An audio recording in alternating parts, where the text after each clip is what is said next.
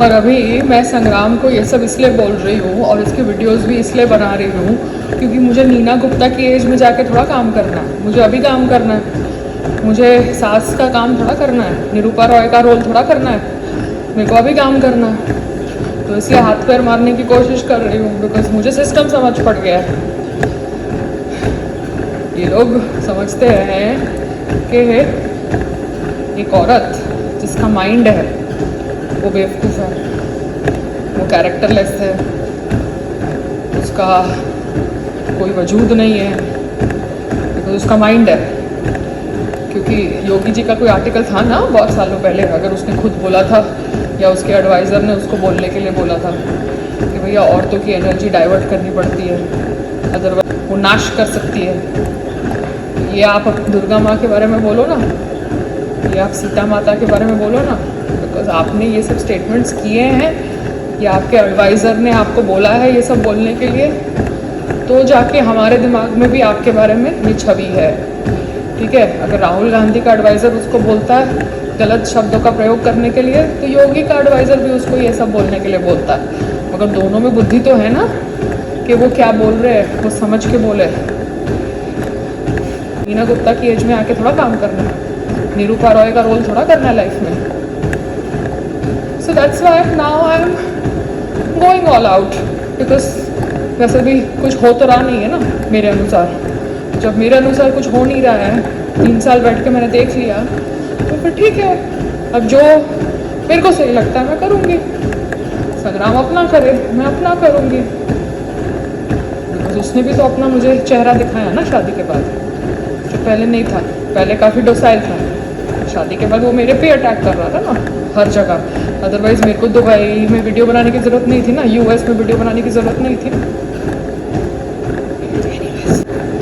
और पापा एक कोई वीडियो है जहाँ पे संग्राम कुछ गाली दे रहा है, वो कोई आड़े तिरछे यूट्यूब चैनल ने अपलोड किया है। सो आई थिंक वो होटल के अंदर कुछ होगा रिकॉर्डिंग का, क्योंकि वो मैं तो अपने फ़ोन से संग्राम की जो भी गालियाँ होती है उसको एडिट आउट कर देती हूँ because I don't want his you know audiences to hear that.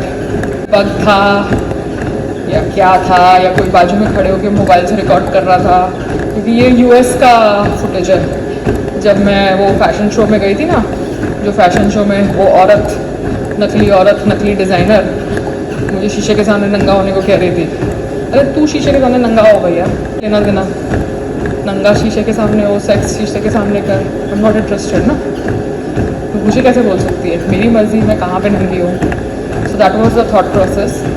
संग्राम की लैंग्वेज आती है अजीब सी, तो that's the way it is. उनके गांव में ऐसे ही लोग बात करते होंगे ना, आदमी लोग ऐसे ही बात करते होंगे, पढ़े लिखे नहीं है तो फिर ऐसी भाषा का प्रयोग करते हैं।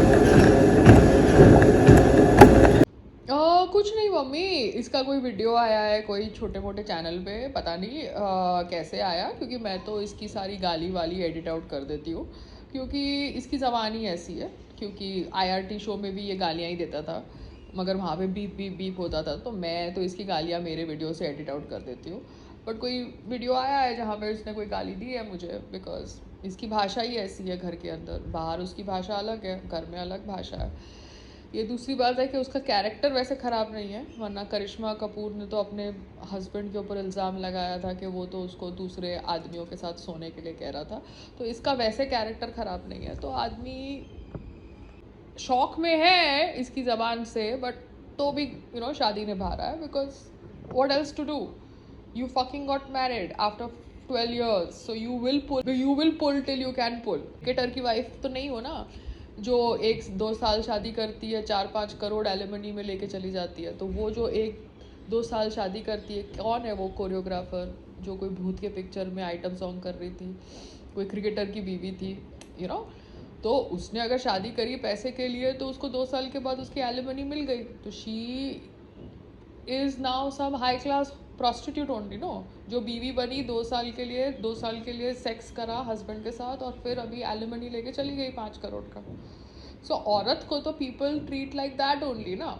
बट मैंने तो इक्वालिटी पे शादी करी ना, मैंने तो सोचा चलो भैया let me try to understand business, road क्या है, it's all in the mind, road पे खड़े हो जाओ, बिजनेस सीखो, पीपल से डील करो, चाहे पुअर पीपल हो, है तो इंसान ना। बट मुझे क्या पता था कि I will be subjected to so much of shit post marriage. But ठीक है, let's go with the flow, no need to get stress. अभी इसको अपनी फाइट करने दो पोलैंड में, बिकॉज मैं तो अभी कुछ कंट्रोल नहीं कर रही ना। जो जिसकी किस्मत है उसको अपनी किस्मत के हिसाब से करना चाहिए। अभी जैसे मैं एक रिक्शा में जा रही थी, तो जब मैं रिक्शा में जा रही थी तब एक रिक्शा वाला एक स्कूटर वाले को गाली दे रहा था, गंदी गंदी गालियाँ। क्यों? क्योंकि वो स्कूटर वाला कट मार रहा था। ऐसा नहीं है कि गांव के लोग ही गंदी गालियाँ देते हैं, जो जैसे माहौल में पला बड़ा होता है ना, वो गालियाँ देता है। अगर किसी के आजू बाजू गालियाँ ही दी जाती है मतलब बातचीत करने में, तो वो बच्चा वैसे ही बड़ा होगा। आप समझ रहे हो? मगर अडॉप्शन तो हमारे देश में बहुत डिफ़िकल्ट है, बिकॉज सब चाहते हैं कि ऑर्फन बच्चे ऑर्फन ही रहे। आप समझ रहे हो? उनको अच्छा इन्वायरमेंट ना मिले, वो गाली गलौज वाले इन्वायरमेंट में, ऐसे गंदे इन्वायरमेंट में पले बड़े।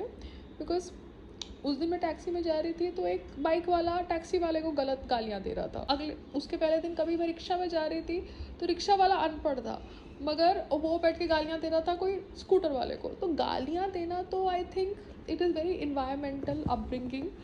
मैं ये नहीं बोलूँगी कि विलेज अपब्रिंगिंग है, बट इन्वायरमेंटल अपब्रिंगिंग। तो it's very sad and I feel very bad for men of India who give such dirty गालीज।